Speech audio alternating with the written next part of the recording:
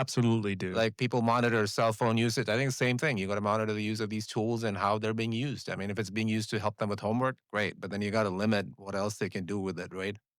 So And even that, you need to like with homework, correct. you should step through them like, okay, so how did it come to its answer? You can use it in Right. a way that helps you think better versus you input, get answers. Yeah. Like make them, Right. you can still teach them how to do critical thinking better, Hmm. but this requires more work for parents, right? And you went to a point that I think is very important.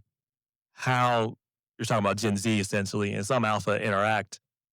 And I think it's on parents to make sure that that stops, right? Or that doesn't go to the default, that they don't they're basically allowing the algorithms and the addiction to the phone to drive their behavior.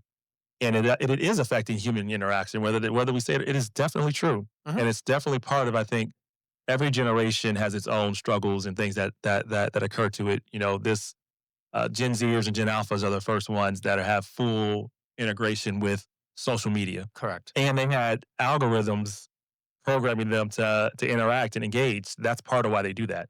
So I think the same things we have to think about guiding our kids when it comes to social media, it's even more so when it comes to AI. Yeah, and I think that's a good point you brought up earlier about YouTube University. I think that's one thing that YouTube University can't do because this generation already has a problem with human interaction. And unless we are in this dystopian world of Wall-E, which I'm sure you've seen, right? Or something Yes, like that, where the robots rule the world and the humans are just lying fat and lazy on the couch, which I doubt, or maybe that'll be our future. I hope I'm not around to see that. me too. But, but that being said, I think the human interaction is important, right?